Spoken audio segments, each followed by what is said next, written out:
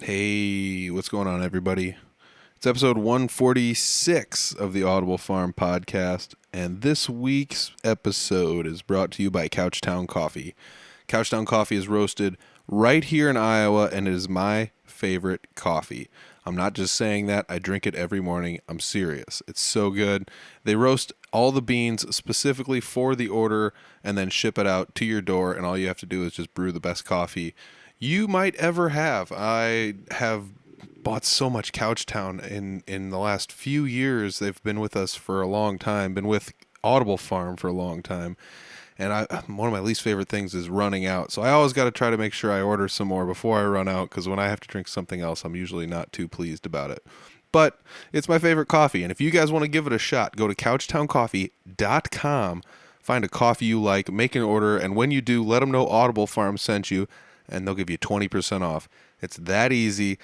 It's that awesome. Trust me on this one. You're going to want to try it out. So take 20% off. Use the code word Audible Farm when you make an order. And yeah, thanks, Couchtown. Appreciate it. This week, I'm sitting down with Emilee Johnson. A nice preamble to this one. I didn't know Emilee very well. I saw her sing at a couple jam nights. I had heard she was a good singer. And when I saw her sing at jam nights, I said, holy cow, she's a really good singer. So I hit her up. I said, hey, you want to join the podcast? Took a little while. We got her on the podcast, and I asked her a bunch of questions about how she got to be where she's at. And she's, like I said, she's a good singer. She recently started playing guitar and singing and doing solo shows as well. She plays with Cory and the Wicked Things. Before that, she was with Salty View. So she's not a newcomer to the scene, even though I am just now getting to know who she is. So it was nice to get her on the podcast and sit down and talk with her. I talked to her about all sorts of different things, how she got, how she knew she was good at singing.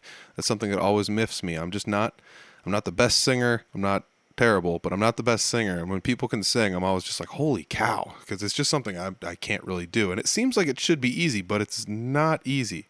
And then I guess I found out that people who sing and they're good at it also have to practice too. So we talk about all sorts of good stuff in this episode. I hope you guys enjoy this one as much as I did. It's episode 146 with Emilee Johnson. It's the Audible Farm Podcast with your host, Peter Stockdale.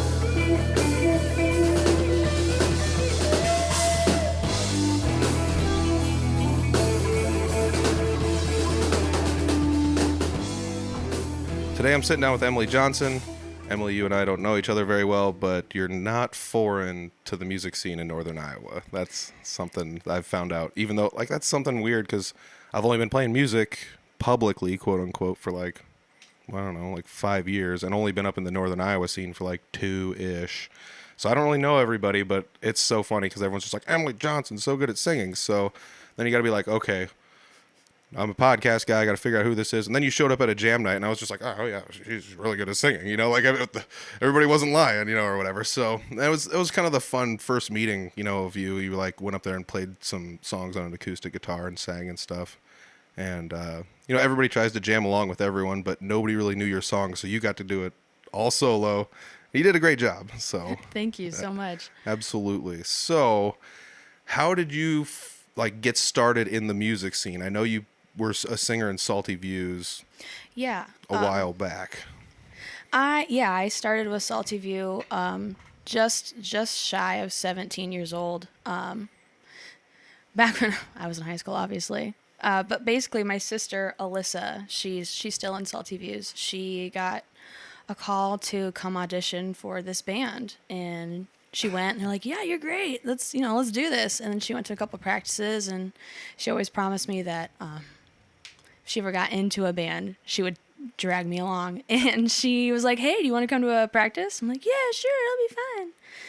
And, I just kind of started singing along with some of the stuff, and by the end of the night, they're like, so do you want to do this? Or I'm like, of course I want to, but it's 16. I can't just be like, yeah, I'm going to go into these bars and play. Well, and that's a thing that kind of sucks, but also I think like a lot of bars are pretty understanding about it for the most part. I mean, there is that like depending on city ordinance, who can be in what bars, et cetera. But a lot of times they'll throw some leniency around for the performers. Oh yeah, it was never really an issue. There was only one time I couldn't get into the beer garden, and I was like, "Well, I have to play. What do you like? You can't come in here. You're not of age." All right, I guess I'll just shake the tambourine outside the fence. I don't know. There was like a video online of some kid that was in a band and he was too young to get inside in a bar, so he like used a wireless unit and played outside, like out the window. And so that's what he was doing while everyone was inside playing, and that was pretty funny. It's like some lone guy on the sidewalk playing a guitar, and everyone's like, "What are you doing?" But it's all the noises inside. So I don't know. I guess like, what did you end up doing in that situation? Could you just not go in, and that was the end of the story? No, we drug like Tim Salter over there. He's like, "Yeah, no, she's here." It's like, "Oh, I'm sorry, I didn't mean. Just don't drink. If we catch you drinking, you're out." I'm like, "All right." Yeah. Well, I mean, that's the other thing. People think like musicians are all just like wild human beings. And it's like, oh, I can't not drink, or what. But it's like, I can't even vote at this point. Like, what do you want me to do? That's true. That's very true. It's pretty wild though too. You have a sister that was supportive enough. I mean, you guys buddied up and were just kind of like, if I get in a band, I'm bringing you with or whatever. Did you guys sing a lot together growing up, and that's why you were comfortable doing it? Oh yeah. I have another sister. I have two sisters, and my mom, she actually sang. She's the one who gave us the voice, and we'd always sing in church and stuff. And Alyssa's the closest sister to me in age, so we always just were really close. We had to share a room when we were younger, and she was so mad about it. But, I mean, we just always have blended really well vocally, and I don't know. Yeah, she's just been the person that's always kind of kept me going with like challenging me vocally and musically, and always showing me new stuff. And we share a little bit of music together, I guess. But So you have more than one sister. yeah, Does everybody sing in your family? not the boys. Not the boys. They are for show only. For show only. So they play any instruments or anything like that, or? I mean, does high school band count? Sure, why not? Then yeah, I get. My brother played drums, and my dad, I guess, played a mean trumpet back in the day. But Nice. Does anybody, so like, you said you got a lot of your singing from your mom. Did she like sing around the house, or where did you end up like kind of picking up that your mom could sing? Were you just like on car rides and she's just belting it out, or? there would always be music playing in the house. She would always sing. She was always singing for like weddings and for church and funerals. Like, she was just the one you called. She was just so good. So she's like a side gigging mom for singing. Oh yeah, she's amazing. That's awesome. I mean, I'm not sure too many people actually have a lot of that, because as many musicians as I've run into, like not too many people's parents also were musical or whatever, I mean, Just got lucky, I guess. yeah, I mean, it's nothing against my parents. Like my mom played the flute in high school, but like me and my mom have such an age difference, and my dad didn't really do anything. So, and I grew up and I listened to music with him, but it was never really, we all listened to a lot of talk radio on car rides. So it's like, it wasn't like something where, people played music and they sang along. And if they did, they were just kind of goofing around. So I don't know. It's not like my parents weren't musical, but also I didn't really have that background to kind of lean on. My sister played piano and stuff like that, before, during, and after high school, and she doesn't really play much anymore. But yeah, I don't know. I also think it's pretty wild you had like the sibling support, because not everybody also has that, and just to kind of throw it back into my own personal experience, like my sister and I were not always very supportive of one another, and I'll just say that and leave it at that, because I don't want to be like, wow, we hated each other, but we didn't always get along the best, so we weren't always just like, you can do it, and like helping each other out. And so it's pretty awesome that you had at least one sibling that was willing to kind of give you the gusto to go do it. Whereas everybody else in your family kind of like, this is cool, like? Just like with the band, yeah, they were all really supportive of me. No one was ever like, no, you shouldn't do this. This is going to be a bad choice for you to do it. It was just mainly my parents being worried because they're parents, and Yes. you got a teenage kid going out to these bars with random people, and you can't get in trouble. Yeah. Because otherwise, then you'll screw up everything for the band later. So I really had to mind my P's and Q's when I was younger. Yes. Oh man. And that'd be something also kind of wild, because like I played in like a band in high school, but we didn't really play too many gigs really. We played a lot of high school things. I think we only played like 3 gigs outside of the high school anyways. But we also like didn't play in any bars or anything. We played at like a swimming pool, like in Livermore once for like Livermore days. So like when they had like the downtown concert, all the kids were just like, "I'm going swimming," and it's like, "Well, we got a punk band, at the swimming pool." So we had like a bunch of that stuff going on or whatever. But like I didn't really get too much experience like going out and playing in bars until like I honestly at an adult age, like a very adult age, like 5 years ago. So I mean, there was a big stretch where I didn't play anything, but I think like some of that also comes down to like I didn't have anyone around me kind of like pushing me to go do it, and I think that's something also that I just don't really want to undersell too much is the fact that like having somebody supportive around you is probably a very beneficial thing. Oh yeah. So yeah, so you and your sister, you share a lot of musical like favorites, like bands and things like that, or did you guys listen to the same music growing up, or were you kind of at odds about stuff? Growing up, it was mainly just streamlined through her. Like all of the things that I listened to was streamlined through Alyssa and my mom Tammy, and just what they would play. So it was a lot of country at one point, lots of George Strait. Oh my God, so much George Strait. That was my mom's. Well, he still is my mom's favorite artist in the whole world. There was a lot of Christian music around in the house. I'd get some classic rock from my dad when we'd drive around and do stuff. Mm-hmm. But Yeah, that's something weird because I never really listened to too much country in my life, and now I find myself playing with Jesse Wilson, who plays a lot of country, and it's just like we're gonna play this song, and because I don't have very much knowledge of it, like everybody's name is like the same to me, like George Strait equals Toby Keith equals, and they're all just the same person to me because I can't tell the difference. There's like, I mean, I can, but now that I'm playing more, I get it. But well, if you were to try to talk to me about like hard rock and stuff like that, or smooth jazz, I wouldn't know. Yeah. I wouldn't know, Adam from Eve at that point. I guess it's the same. I never really thought of it like that because it's like metal bands. It's like, well, Slayer is Metallica is Megadeth. They're all the same, right? And it's like, no, they're not. But it's, Black Sabbath is Iron Maiden. And like, no. But I mean, but they are, but they're not. No, but that's the crazy thing too. There's so many different styles of music, and you go to like the jam nights in Barnum, which once again was where I first saw you sing. But there's so many different people playing different styles of music, and everyone kind of just like hops in and plays along with each other and enjoys one another's music. I've never once been there and have somebody be like, "This music sucks," and just like yelling at somebody, which is wild to me. It's such an encouraging place there. Like if you go, and even if you don't feel like you did a good job, everyone's like has you back. Everyone's trying to play with you and like encourage you to grow. This is a growing space, I feel like. Yeah. I mean, that was actually like our first interaction. Like I went outside. I was like, "You did a good job today. You're good at singing, blah, blah, this, that, and the other." And you said like, "Hey, you did good too." And I felt like I was having a bad night playing wise. And I was just like, "I don't know." And you were just pretty much like, "Shut up and take the compliment." And I was like, all right. Okay. I get it. Okay. But that's pretty much what it is like nobody there is ever dragging anyone down.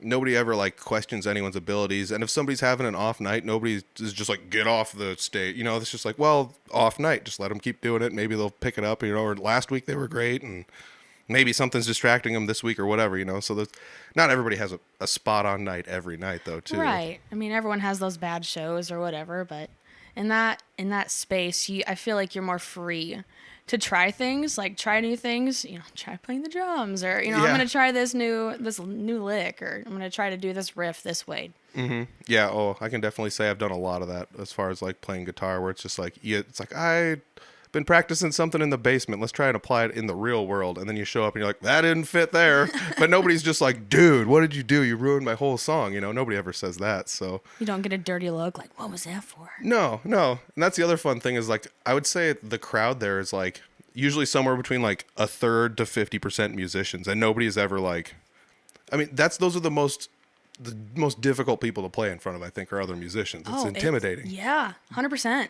But at the same time, nobody there is just like, arms folded like this, terrible or whatever. And I always forget too that people that like aren't musical, like almost can't tell a sour note. It's just like it goes by so fast. They're just like, "You did a great job," and it's like, "Oh, you missed those mistakes I made." And they're like, "What mistakes?" And it's, to them, they don't know. But that's one of the other fun things I think about just going to those jam nights, just how freeing it is to play your own style. Because I play like a lot of blues, but a lot of stuff that goes on there is like folk and country and acoustic type singer-songwriter things.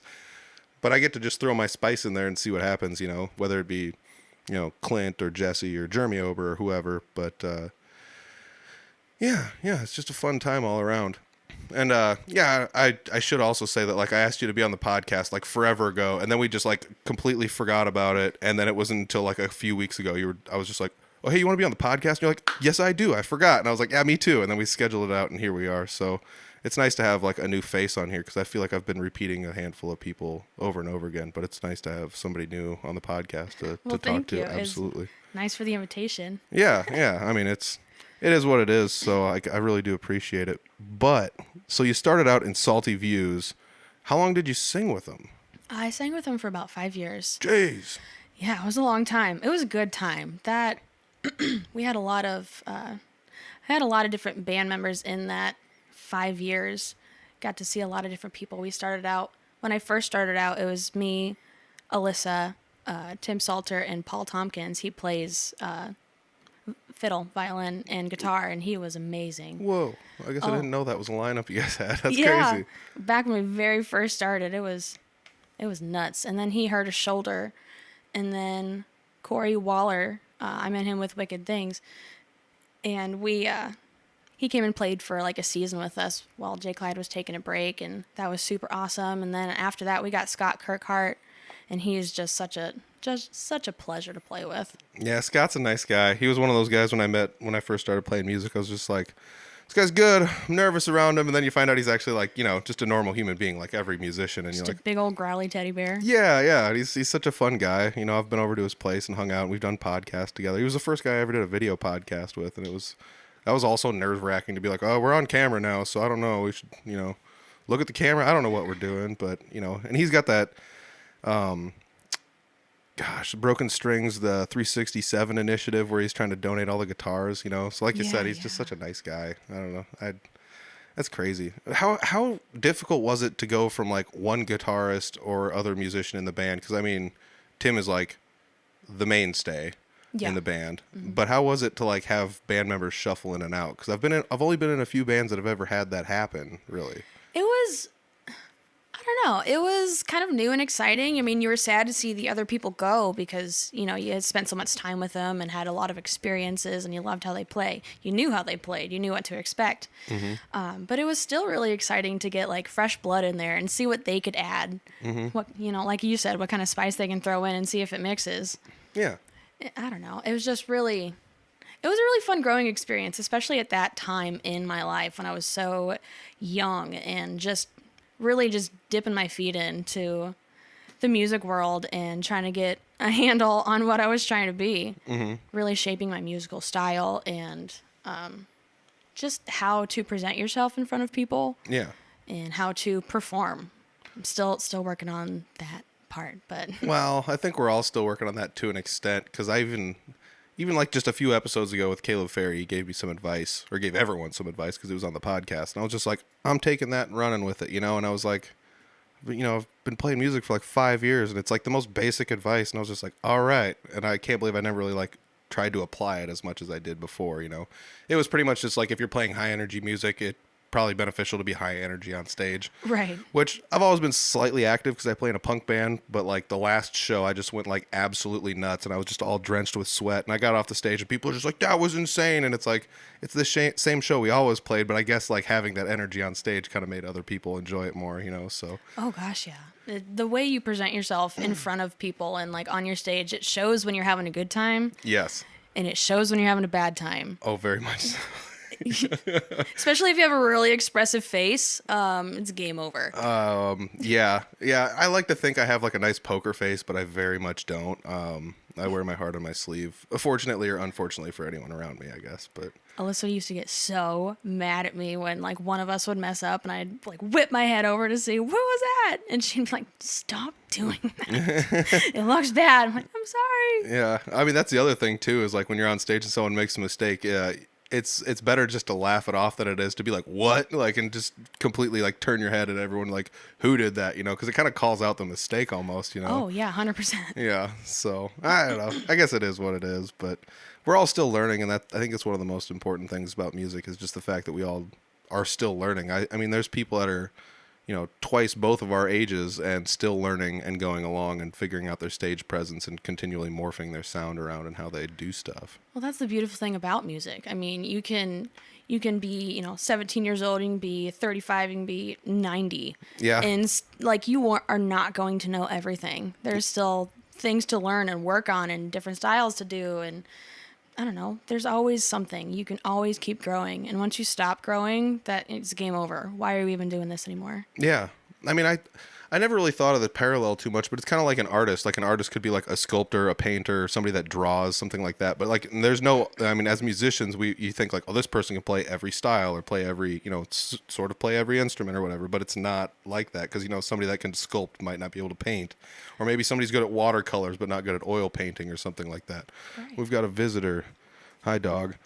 Go over here. Go over here and see. Every now and then we get a visitor in the podcast. Lady Dog has entered the building. So if you're watching the video, you get a bonus. Oh. So, yeah. Let's go. Let's see if I can get back on track here. So Salty Views, you had a bunch of lineup change. Well, I wouldn't say a bunch of lineup changes, but, I always thought it was kind of fun because they were one of those bands that always had a really big stage presence. There was always like a nice backdrop, lights, sometimes there was a smoke machine, and you guys had the full Monty as far as I was concerned. It's not that other people don't, but Tim is very fixated on having a good looking show. I mean, you can sound great, but still like look like crap on stage. He was very, very aware of how we looked, and he always made it look amazing. yeah. And I mean, I've heard that too. Like if you look good, you sound good kind of deal, and, I mean, you hear with your eyes or things like that, because that is definitely something. If somebody looks professional on stage or looks the part, I guess I'm going to use air quotes, looks the part, then it totally adds to what's going on as opposed to like, I mean, it's not always necessary though. That's like the other thing I got to say. Like you can do whatever you want on stage. Like I play in a punk band with like a 40-year-old guy who wears like cargo shorts and flip flops. And it's like, the fun part about that is he goes up there and people are like, what is this? And then he just shreds the hell out of a guitar. And it's like, there you go. Like That's why. It's surprising. It's almost like it doesn't fit. And that's why it fits. And that's one of my favorite things about that. But yeah, I remember you talking about like trying to express yourself on stage, like maybe not so much with your face, with your emotions, but like to do it in a positive fashion. I recall being in a metal band and like we played some pretty intricate stuff. And the first show I was just like stayed in one spot, like didn't move at all. And I was just like, oh no. And it just didn't look good. But by the time I played with them a handful of times, I got comfortable and you're doing the whole like, point the guitar around and do all that nonsense like they do in metal bands or whatever. But Oh yeah, I'm still working on that. I'm very much like a park and bark kind of person. Like I'll just stand there and sing. Because I don't know, I'm getting more comfortable with the people that I'm around and moving around. I'm just mostly nervous I'm going to trip and fall. Mm-hmm. That's pretty much the only thing stopping me, but it definitely shows when there's comfortability in a band and like with a person in the music, when you're able to like walk over and play with them or, I don't know, just sharing looks across the stage, engaging when you're not singing. yeah. I don't know. It just really makes it. It makes it. I don't know. Yeah, I recently. I mean, I'm wearing the shirt for everybody watching the video, but I'm wearing my Pork Tornado shirt, and I saw those guys on stage, and they just had like such a fun stage presence around each other. They really like seemed like they were just hanging out, having fun, and that kind of added to it. I mean, even in between songs, stage banter, it was just like, man, even this is on a different level, So there's always something you can watch every band do and be like, we could probably, improve this or whatever, whether it be stage banter, the way you dress, the way you look, the lights, singing harmonies, whatever. It could be a lot of different things. But I think you got a really good look into that with Tim and Salty View because, I mean, I guess if nobody's seen them, I'm going to say it again. They're wonderful. It's a wonderful stage presence. It's a very good band. It's a very full sound. That's another thing that should never be undersold. I've only ever seen them once, and the one time I saw them, they were down at Shiny Top, and the place was so packed. I like parked like 2 blocks away and walked in and was just like, I'm gonna watch them for one song and then just leave because I'm antisocial, and that's what I did because it was just so packed. And I was, that's a place where if you don't show up early to a good band, it's gonna be full. Oh yeah, you're standing like in the back by the bathrooms, like this sounds so good. Yeah, I can barely see them. But that's another fun place. That was a good one for me. Like I've had those venues around town that I see everyone play at, and it's like I got to check these off my list. I got to play there. I got to play there. And when I finally played there, I was like, this is so cool or whatever. And there's a lot of those places in Fort Dodge now. Like Oh yeah. it's starting to pop off, really.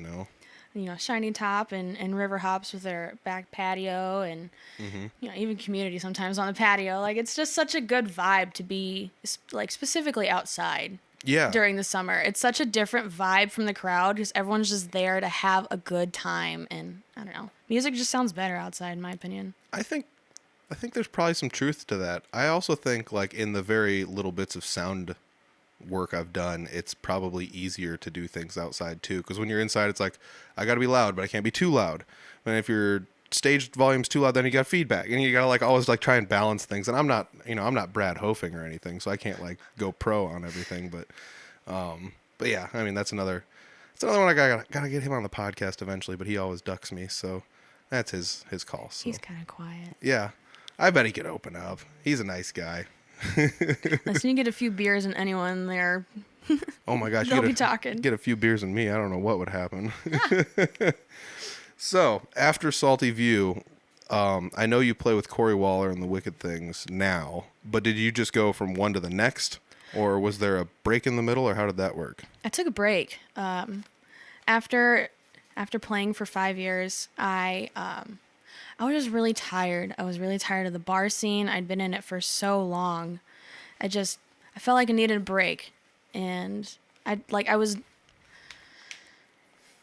getting like anxious about going to shows and just like not wanting to go, not wanting to drive. And then, I'd get there and it'd be fine. Mm-hmm. But just the simple fact that I was dreading going to shows, that didn't sit right with me. Mm-hmm. And I'd never wanted to be that person. I just never wanted to be that person that hated what they were doing. Not that I hated it, but just having that feeling of dread going to do something that you're supposed to love. Yeah. Absolutely hated that. Yeah, it's one thing because, like, I know exactly where you're coming from. So, like, when you first start, your heart is in it, like, 150%. You want, like, every drop of it. Like, we're playing where? I'm in. Don't care. Right. And when that starts to dwindle away, like it does with a lot of people. I mean, a lot of people go through that. I would say the majority of musicians go through that. When that starts to dwindle away, it's kind of just like, man, what do I do? Your options are pretty much like I can take a break for a while, or I could just quit, which is pretty much what I did through the majority of my 20s, which is not the right answer for anybody wondering. Don't just quit. So I don't know, but I totally identify with that for sure. So what did you do instead? Let me ask you that. Well, in that year, I just kind of like relaxed, and I actually went out and had fun with my friends for the first time in forever. I worked on some solo stuff for a while after I just didn't want to be out in that scene for a minute. Mm-hmm. So pretty much I just worked on myself, like playing and just trying to figure out what I wanted to sing and what I wanted to say. And then after a couple months, I'm like, I kind of miss it. I want to try this again. So I decided to try to book a couple shows solo, and I did that, and it was so nerve-wracking. I was terrified for my first show, like chain smoking on the way there, shaking visibly, sweating. Then I get to sound check, and it's like, fine. I'm like, what is this? I do have to say the irony of you chain smoking and then singing like a songbird is pretty hilarious, first and foremost. But I do also get that. I've played a couple of solo shows, and I always just tell people, you feel naked. You feel naked up there. Like, there's nowhere to hide. There's nobody to hide behind, nobody to harmonize with, nobody to help you do anything. Exactly. It's all on you. No one's got your back but you. And you're like, if I mess up, this is all on me. And you got to learn to rock with that. Yeah. Or practice so much that you don't mess up. And you're like, yeah, never mind. It's good. Yeah. But that's the thing, though. I always feel like if that one mess up, it's just whether or not it be like I missed a note on the guitar. It's like the meltdown just feels like it's imminent. Like you got to try everything you can to keep the wheels on to not screw up, So like you feel your face get red and hot. And you're like, that was so bad. And then everyone else is like, it was great. Are you sure? But that comes back to like we have a very supportive music community here. It's not like that everywhere, and I'm not dogging on every music community because I haven't been to every music community, but I've been in a few, and not all of them are this supportive. Oh no, we have such a good group. from like the Fort Dodge area. Just everyone is so supportive. They will show up if they don't have anything going on. They will be there.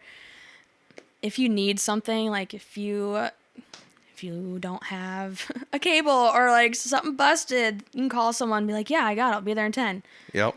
I recently ran into that with a capo. Like I was at a show and someone's like, I don't have a capo. And it's like, I know a guy or whatever. And then, somebody calls somebody up and boom, they show up with a capo. And it's like, yeah, I don't know.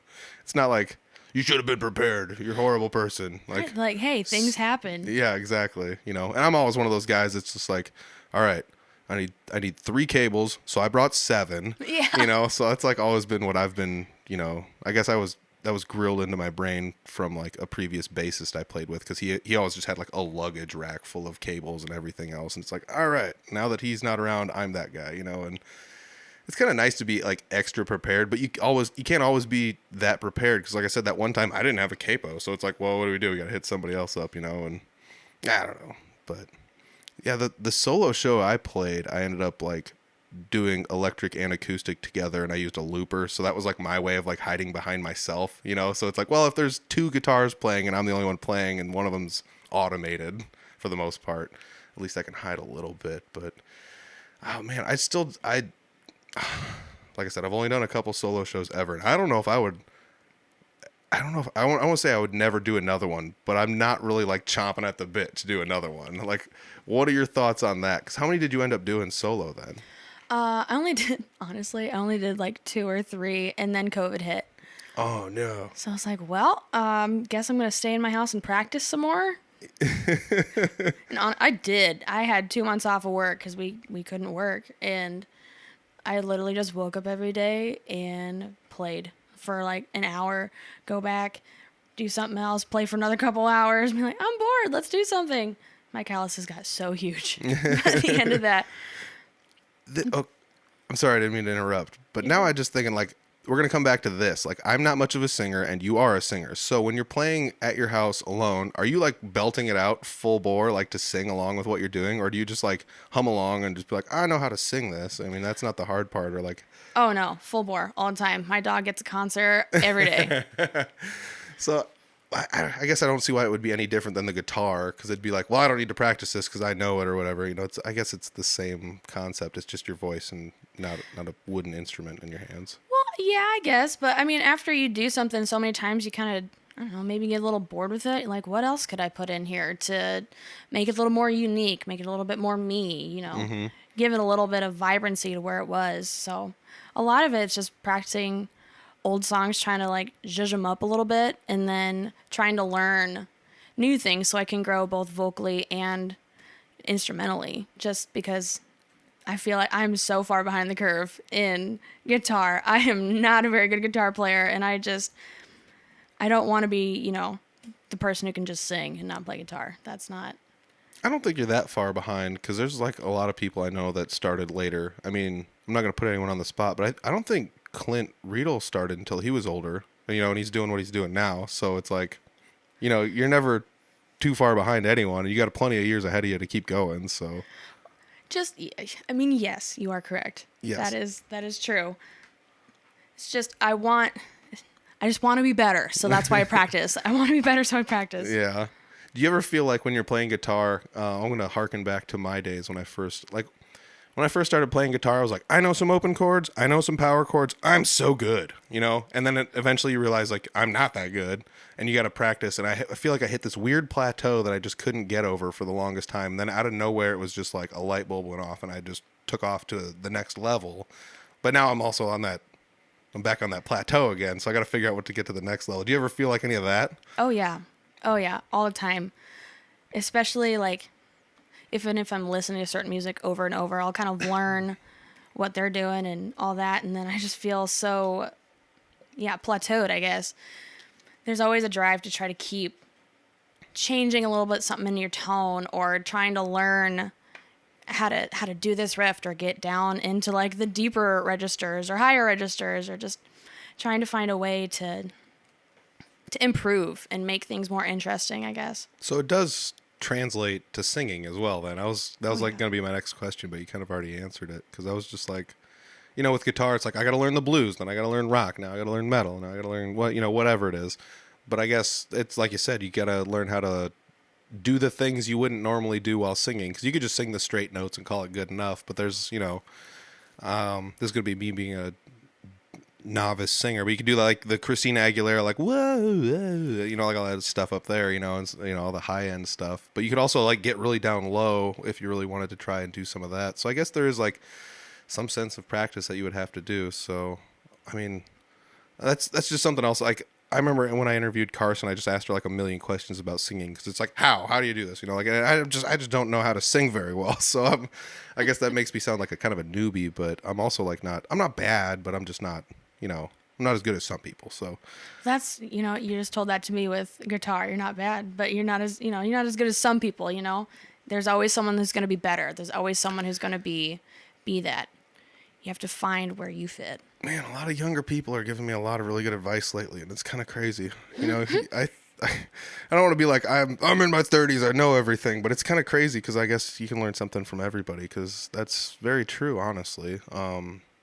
And the other thing, I like to tell people this, like nobody else plays guitar like me. Nobody else sings like you, nobody else plays guitar like you either, so even at whatever talent level you're at, you're still your own person regardless, so that's always something to think about. Cause I'm always just like, I wish I was, Jeremy Ober or whatever, Right. but it's like, oh, Jeremy Ober's Jeremy Ober, I can be me.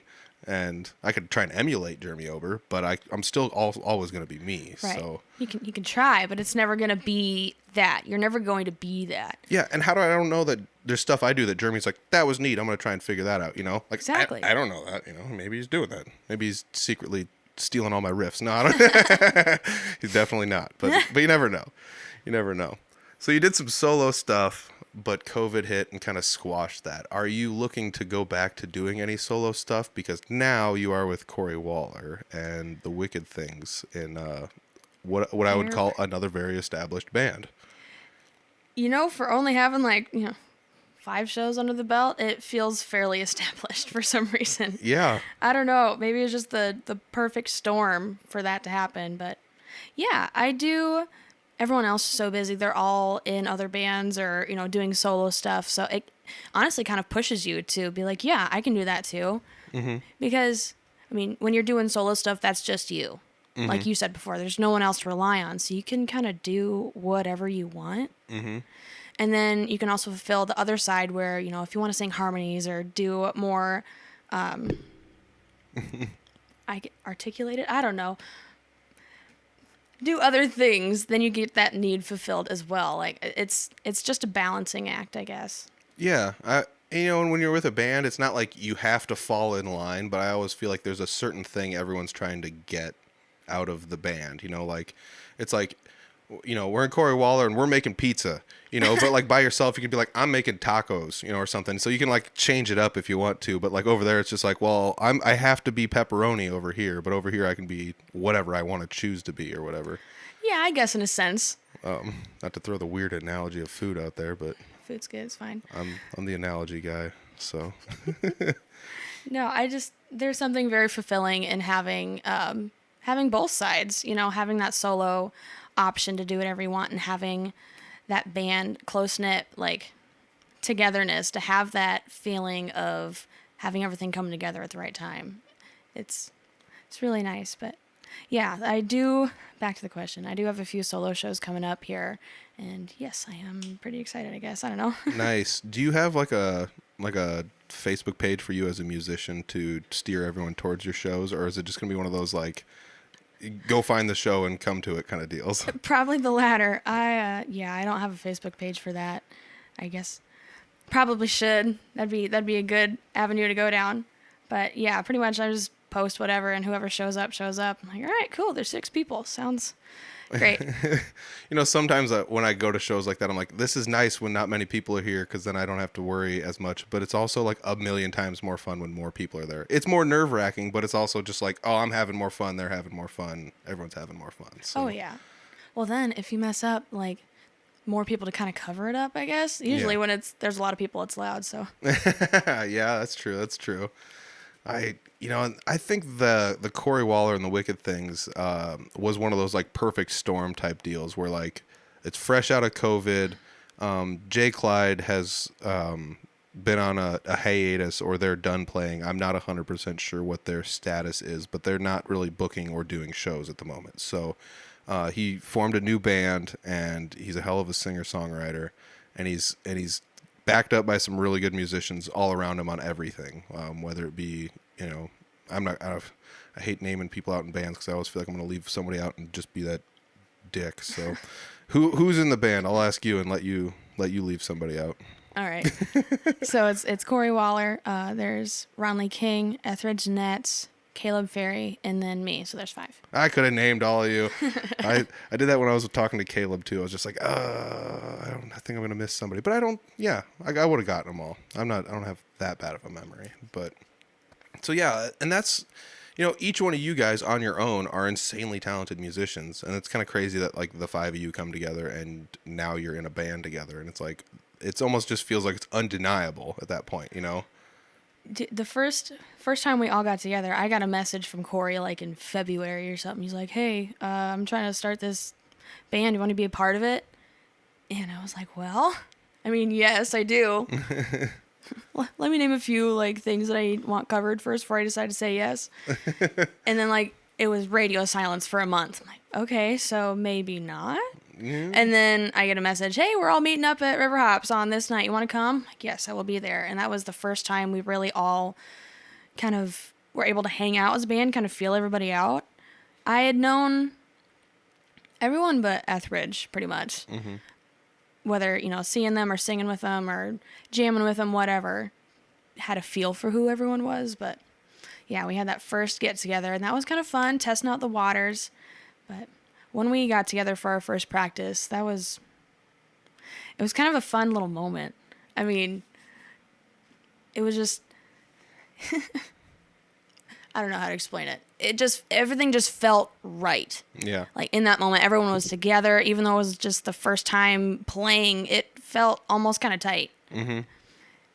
It was really fun. I don't know. Because Cory and Ron Lee have played together, but the rest of you have not ever played together really with each other or anyone else in the band. So no, not like this, really. Mm-hmm. And that's one of those things too, when you pull in random musicians, sometimes it doesn't always mesh super well, No. I mean, you can see that and I'm not trying to throw anybody under the bus, but you can see that at jam nights sometimes. Sometimes it's just like, wow, this didn't quite work out. Let's swap somebody out here, and it's nothing against anybody, but sometimes the styles just don't mesh as well as they could or whatever. And it's kind of cool when the pieces all fit together like that, everything just falls into place. Did he have like songs already written that you guys practiced beforehand and then you showed up and then played? Or was it like the first day he was just like, this is kind of how we're going to do it. Let's see what happens? Or He pretty much, they came together and made a set list and basically just had like a Spotify page and sent it out. And that list was basically what we were going to pick and choose from, throw a little bit in, take a few out. But I sat there and listened to that playlist for all day, every day for probably 2 weeks, just trying to learn. And then he'd send out, a few songs that we'd try. And he had a few originals that he'd, either recorded or just had on his phone, and he'd send it out to us to learn. And basically we just picked a handful of songs, like, all right, we're going to work on these today. And that first one, everyone like came prepared. I think everyone was super nervous to mess up. Mm-hmm. So everyone came super prepared. I don't know. It gels for some reason, and I can't really explain it, and I think that's the beauty of it. Yeah, it also helps when everybody comes prepared, because I've been in situations where not everyone came prepared. But like every time I ever like quote unquote tried out for a band, they were like, here's the material, this is the date we're getting together. And I remember like when I joined the metal band that I joined, they gave me all of the songs, all the material, and they were just like, learn the songs you want to and show up to this thing. And then they were like, what songs do you know? And I was like, all of them. And it's like, what? And I was just like, yeah, I learned them all. Like, I'm not just going to show up and be like, I learned half of this song. I know the bridge to this song. And if you can play the solo, I can do this or what. I didn't want to go that route. And I feel like that's what a lot of you guys all did. You just kind of showed up and the pieces fit, Oh, yeah. Oh, yeah.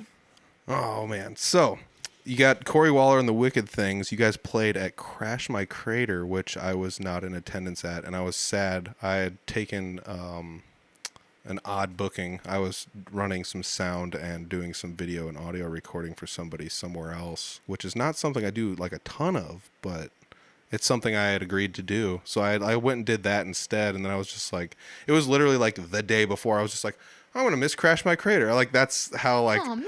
yeah, I just like didn't compute in my brain until then. And then, the show ended up going really well and stuff. And I saw videos of Crash My Crater, but it's not like being there, unfortunately. But how was the show? Let me ask you that. It was wet. Yeah. It was real wet. We were trying to sound check, and the rain's like coming in at an angle, like smacking us in the face, getting all of our stuff wet. We're like, all right, let's try to run this quick. But literally, the sun came out and the rain stopped, like right as we were starting to play. It was a moment. It was beautiful. It was so fun though. It's my first time ever playing at Crash My Crater, and everyone was super nice and like helpful, and it was just such a good time. The crowd was super receptive, and The place was packed from all the videos I saw. Like, Oh my from the start to the finish, it was packed. It wasn't just like the headliners came out, now it's packed. shoulder to shoulder, The whole time. whole time. Yeah. I'm like I said, I was at a show, and ours was the one I was at was indoor, but I was also like out in and outside every now and then. And it was like this weird mist that, just like you said, it kind of just, it wasn't like rain was falling straight down or coming in like sideways or anything, but it was just kind of like everywhere, going everywhere all the time. So even though there was an awning, I'm sure everybody on stage, didn't matter where you stood, you were going to get wet. And that's They were literally mopping the stage, Oh like my swabbing the gosh. deck. It was wild. But kudos to them for still going, because I mean, I guess they could have canceled it, but there's no way they were going to cancel it. They would have found a way to continue somehow. Oh gosh, yeah. I mean, They were like, rain or shine, we're doing it.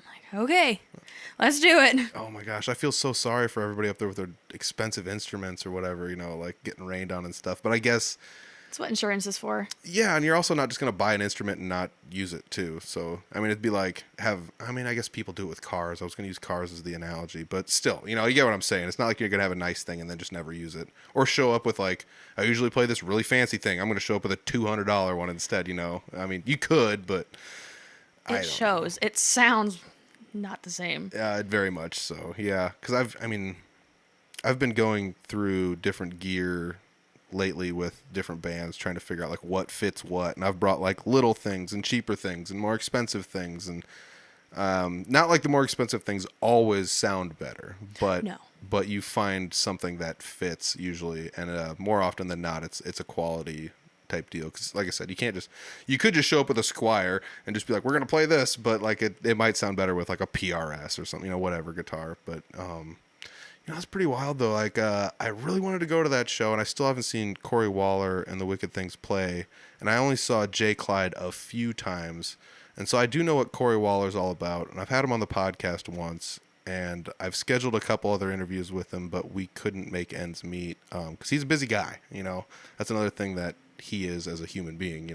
Not that everyone else isn't busy, but Oh yeah, that and babies and band stuff, and it's nuts. Yeah, and I guess Ronley just had well, Ronley didn't have a baby, but Ronley's wife had a baby, so like Two of them actually. yes, exactly. So Ronley's got some new workers. So that's gonna work out for him. Future guitar players. Yes. Oh my gosh. And that's another thing. Like, I just respect so many people, and not just like as a guitar player to another guitar player, but like you as a singer, and like Alejandro Trevino as a bassist, or even like Owen. I play shows with Owen, and it's just like, why are you so good, or what, but he practices. That's always the answer to everything. Why are you good? I practice. That's what everyone always says. But that's something else I learned though too, talking with Owen, was I think everyone learns in a different fashion. Like, Oh yeah. so how did you start learning guitar then? Did you just learn by yourself? Did you go to YouTube? Did you just print out a chord sheet and go to town, or what? How did you pick that out? Actually, my youth pastor taught me how to play guitar when I was like 14. Nice. I was like, well, he taught me how to play bass. You can try to do this. Let's just start. And it was the hardest thing is starting. Yes. Because I just want to be good at this right off the bat. And you're not. You're like, my fingers hurt and everything. Nothing's working right. Everything's squeaking and buzzing. It's terrible. I heard a comedian once say, like, if there weren't already people playing guitar, I would think it was impossible, which is like such a good assessment, because when you first start playing guitar, everything's foreign. Like, the movement of this hand is foreign. The movement of this hand is foreign. Putting pressure in these places is foreign. And it's like, well, now you have to change on the fly and do this. And like, that's weird, because it's like everything should just be cut and dry and easy. And it's not as easy as you think it's going to be, unfortunately. But I don't know. I actually did start when I first started playing guitar. I started in a church as well, and I think a lot of people have learned from going to churches. Oh yeah. It's a nice place to cut your teeth because everyone's gonna be really nice. Yeah, it's a very forgiving crowd. Yeah, that's for sure. That's for darn sure. So you learned there. Did you like end up putting it down after a while, or did you really not put it down and you just started hitting it heavy here recently, or how did that work out? Well, I started learning and I tried to get enough to where I can like sing in front of people and do it comfortably because that's like the whole goal. I wanted to be able to sing music, play music. And I guess I did take a break for a little while. I wasn't practicing like every day. I wasn't practicing heavy, when I was like 18, 19. Mm-hmm. Going to school and all that. Just kind of fell off the back burner. I'd pick it up every once in a while, but I really started practicing more in the last 2 years, really hitting it almost every day, or at least every other day, just for a little bit, just to keep my voice up and keep my fingers broken in, trying to learn things. Did you say earlier that you have tried to write some of your own material? Yes. All right. Now forgive me because I'm not I listen to music and I'm a musician, but I don't know everything. So there's sometimes people play songs. I'm like, that's a cool song you wrote. And they're like, it's this person's song or whatever. So there's a lot of that goes on with me because I'm just ignorant. Or I don't know if ignorance is the right word. Whatever. But have you went out and played any of your own originals before? Is there, she's shaking her head no for people not watching.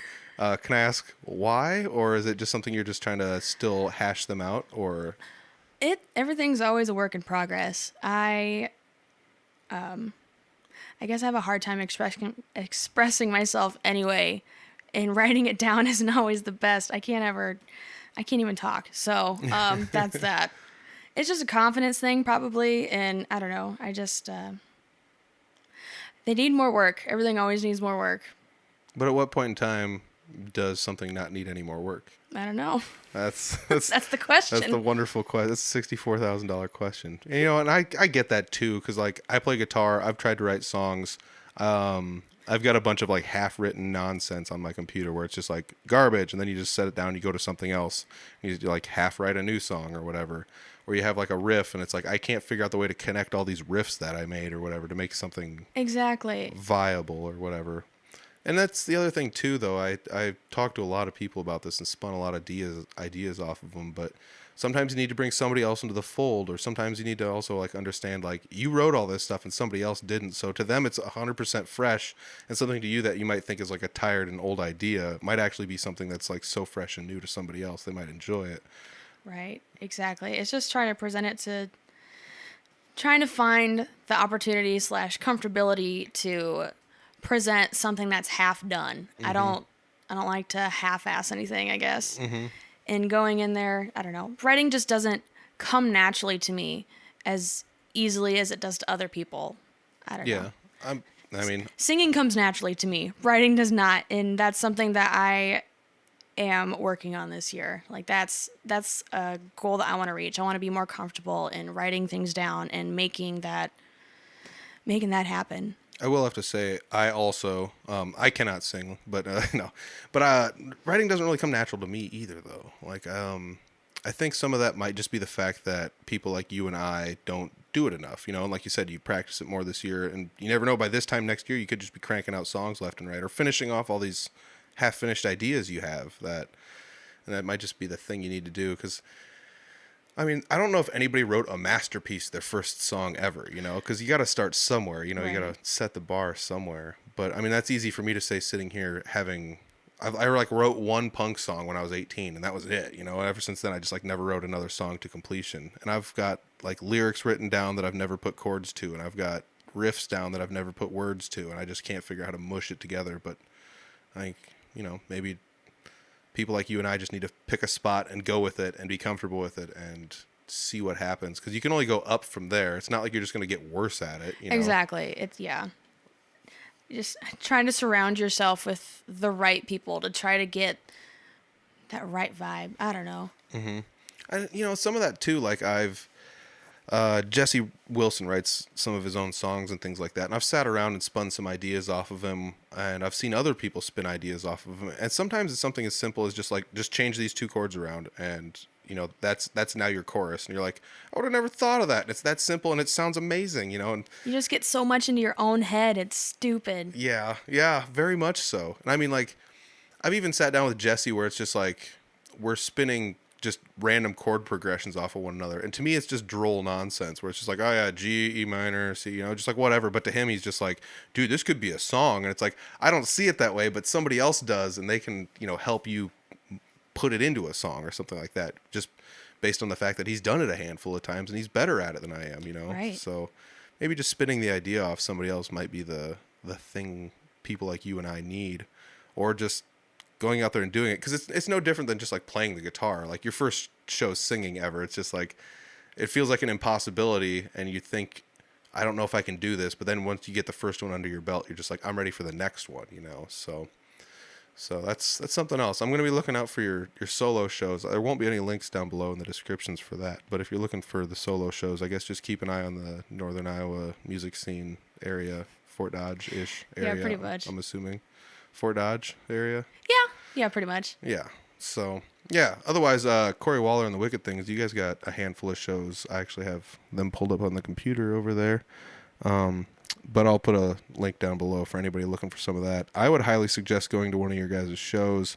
Like I said, I've not seen you guys live, but I already, it's like one of those things, I already know it's good, so it's not going to not be good. I've seen Jay Clyde. I've seen everybody play in other bands. You guys are all amazing musicians, and Cory's a heck of a singer-songwriter. So I'm really sad I missed all you guys playing at Crash My Crater, but there'll be other time. There's other shows. I can see them right there. There's plenty of other shows. Yes. I mean, all across, Northern Iowa and a little bit beyond too. I mean, it's Sac City, Fort Dodge, Twin Lakes, Webster City, Early, Carroll, Gowrie. So that's pretty much the majority of the northern or north central Iowa area. If anybody's looking for a good show to go to, just check the links down below for some of that.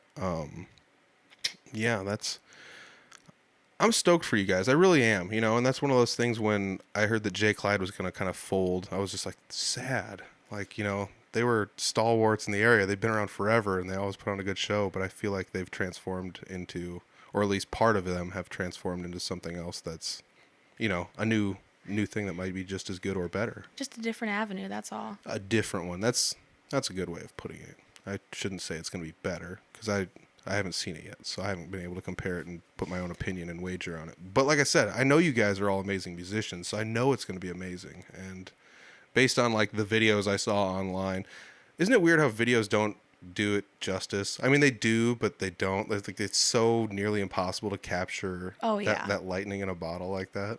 It's a once in a lifetime moment, I guess.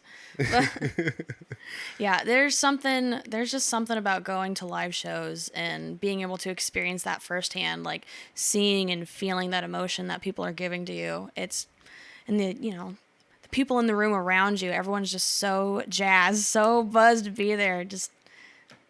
There's just nothing like live music. Yeah, it's and that's how I actually met a lot of these people that have been on the podcast, you included. Like, I saw you sing at a jam night and was just like, all right, I'm going to ask her if she'd be on the podcast or whatever, and like I said, it took a while, but we finally got this done, and we're actually like an hour in already, so it's a nice, easy convo, but, and that's just the thing, like, just going to jam nights and seeing everybody interacting with one another and how positive everybody is up north here. And once again, if everyone's like, where are these jam nights at? They're Barnum jam nights every Tuesday, 7 to ?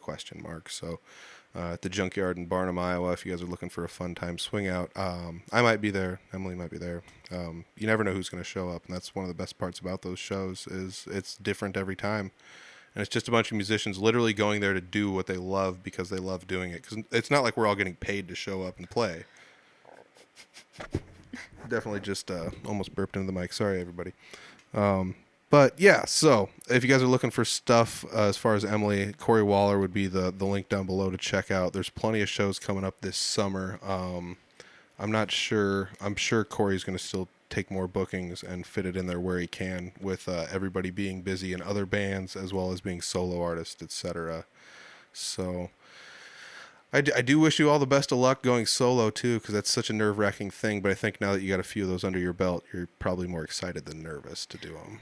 Oh yeah, I really do love doing solo shows because you get that chance to, like I said before, kind of express yourself in a different way, try new things, and if it doesn't work out, like, well, guess I won't try that again. I mean, that's the other thing. You got to remain positive, and it's not always easy, but you always got to remain positive. If something doesn't work, just don't be like, I suck, I'm done forever, no more music, goodbye, everyone, and just hide. And that's it's a good way to kind of try things out for like the band part too. I mean, if something works there, you might be able to throw it in here. Mm-hmm. It's really hard to try new things on the fly. Yes. When you're, singing harmonies or something like that, it might not mesh. So you just, no bail, I guess. Yeah, I guess I never really thought about that because you could do something solo that ends up, you'd be like, well, this has actually worked well for me. And you bring it to Cory and be like, this worked well for me. Maybe we try it here, in a different fashion of some sort and do it this way and see what happens. Right. Maybe it works, maybe it doesn't. But like, once again, you're not going to be doing it on the fly. You're not just going to be like, lean over and be like, this song's, C, F, and G, go for it. Like, y'all know the words? No? Well, let's try it anyways. So, and I mean, that's one of the things I think is pretty cool about playing with Jesse, though. He's pretty well musically versed where someone's like, play this song, and he can just like look up the chords and be like, yeah, I bet I can play it. Because he's heard a lot of songs where I'm more like sheltered. I pick music I like and I don't steer too far out of my own avenues as far as listening to music. So I think that's where some people have a little bit of an advantage over me as a musician, probably. Jesse's kind of like a musical jukebox. Like he can just kind of play anything and be like, yeah, that's good. I'll try this. Yeah. I mean, that's another thing that's kind of fun about him is somebody will be playing something and he's just like, dude, this guy was playing this song and in my head I was singing Back in Black by AC/DC to it. And I was like, what? Like, that doesn't make any sense to me, but it like the chords aren't the same and stuff, but the lyrics and everything fit somehow. So I don't know how you came up with that, but that's the other beauty about music. Everyone's different. Everybody looks at it different. Everybody has their own style, and it doesn't matter how long you've been doing it, your talent level and things like that. You just got to keep grinding and keep going. And I think you got big things ahead of you. I don't know exactly what your like ultimate goal is to play music, but I don't know if anybody really does, honestly. So yeah, pretty much play until my fingers fall off and my voice does not work anymore. That's the end game. That's the end game. Well, it sounds like a good end game, and I think you've got a good head on your shoulders to achieve those goals. So I did cover pretty much everything I wrote notes on. Any fun stories or anything that we didn't tell on the podcast that you want to get out there? Any thank yous, any hi moms or anything like that? You did give your mom a shout out like right at the beginning though, so I'm sure she'll be happy she's the about rock, so I kind of have to. Well, I don't know.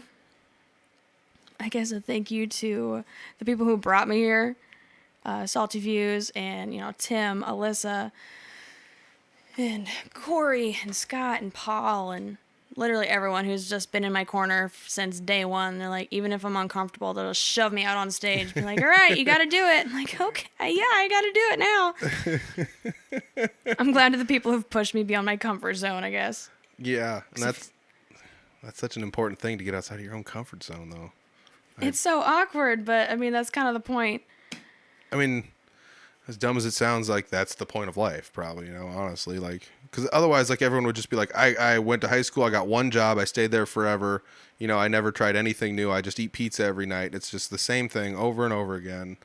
That's okay. Fucking boring. I mean, that's comfortable, but it's also, I mean, if that was all you did, it'd be like, I'd get tired of being at the factory and eating Jack's pizzas every day, like, just eventually you're going to have to try something new, After a week, if you're not sick of it, then there's something wrong with you. I like Jack's pizzas. Leave me alone. Like that cardboard? Yeah. Oh, man. Come on. They're delicious. No. Okay. So we've got all the thank yous out of the way. Emilee, thank you very much for sitting down talking with me. Hopefully this wasn't too awkward for you because I know, I'll just say it at the end here. You and I didn't know each other very well. And I mean, we still don't know each other. We talked for an hour. I mean, it's not like we're best friends or anything. But You don't want to be my friend? Wow. I didn't say that. That's actually, I will have to say, that's actually how I learned you were also a human being. Because I was like, this lady sings great. She won't want to be on my podcast. But you, like, disarmed me with a joke. And that was like, okay, human being. And I always have to remind myself of that no matter who I run into. Like, these people are human beings. Even if they're talented, they're still just humans. So I'm just this awkward, short little motherfucker. I can't even talk right. I can't do nothing. But I mean, I'll try to tell you a joke, and I'll degrade myself a little bit to make it even funnier. So. Self-deprecating humor. Oh man, it's the way to go. Anytime, any place. Well, Emily, thank you very much for sitting down, taking time out of your day to Thank sit you down so and talk much. with me. This has been fun. It really, it honestly has. Once again, both of us were nervous. It ended up being a really good podcast. So thank you. Thank you. There it is. There's the episode. Sat down and talked with Emily for a whole hour, and it worked out really well. I learned a lot of things, not only about singing. Like I said earlier in the intro, I was like, I guess I really didn't really think that people who were good at singing had to practice at it, but it only makes sense that they do. So it's kind of, I guess it's just one of those like duh moments halfway through the podcast. I was like, well, yeah. I mean, to get good at anything, even if you are naturally good at it, you kind of still have to practice, or at least keep your chops up in some fashion or another. So, it's a little humbling to be around people who can sing that well at jam nights, but like we also talked about in the episode, everyone's got their strengths, and we all play to our strengths the best we can at jam nights, and when we go out and play live, and what we don't have as strengths, we try to work on, and we practice, and we get good at it.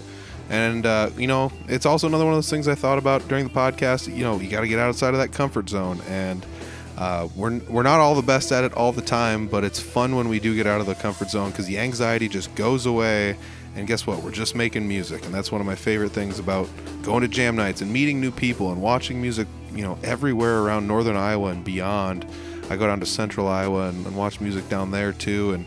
And speaking of watching music, I have yet to see Cory Waller and the Wicked Things. I will absolutely make one of their shows. I guarantee it. If you guys are wondering where to find those Cory Waller and the Wicked Things shows, go down to the description section down below, click on the links for the Facebook page. I believe there's also an Instagram page. I will put it in the description down there. Click on them, follow, like, share, subscribe, tweet, all the stuff. Just a band packed full of phenomenal musicians from one end all the way to the next. I guarantee you I will be at one of those shows this summer. I guarantee it. I can't just go the whole summer without seeing them. I already missed them a few times when they were close by, and I'm not going to do it again. If I can help it, I will go to one of the shows. But the summer schedules are ramping up for a lot of bands around the area, so make sure you take up the opportunities you have to go see live music when you can. If it's something you enjoy, it's definitely worth going out and enjoying it. I know there's a lot of other musicians that are busy because, we're all getting busy with bookings. So it's tough to go see your friends play live when you're also playing live. But I will definitely take some time out of my busy schedule to go watch that. It's like I said, it's a band packed full of some amazing musicians. And Emilee's not foreign to that concept either. She was with Salty Views for a while. Started at a young age, which is pretty wild. It's a big testament to everyone in Salty Views, her family, and everyone around her to encourage her to do good things at such a young age. And it's honestly, it's up to her to keep going, because I think I mentioned it in the episode. I just kind of quit when I was in my early 20s and didn't really do much through most of my 20s. So hats off to her for keeping on, grinding away. So appreciate you sitting down talking with me, Emily. I gotta say thanks to everybody for listening to the episode. This was a fun one for me. It's not always easy sitting down talking with people I don't know, but I did have a good time sitting down talking with Emily. So thank you very much for listening to this episode. If you want to support the podcast, all you have to do is just give us a like or a subscribe or a poke or a tweet. Let people know you listened. Comment on the episodes. Share them away with some of your friends. If you like this episode, scroll back through. You might know some people in some of the older episodes. If you guys are looking to support monetarily, there's always the Patreon page, and it's $1 a month to watch video versions of the podcast. It's all it costs is $1 a month. You can watch all the video versions of the podcast you want. They're all there, and if it's not something you want to do, then it's always going to be free for the audio versions, and there's always going to be clips available on the YouTube channel as well. If you want to support non-monetarily, the best way I would say to do that would be either to just share the episodes, comment so I know you were listening, or maybe just subscribe to the YouTube channel. I did say something last week where if I get to 300 subscribers, I will unleash the first 20 Patreon episodes for free.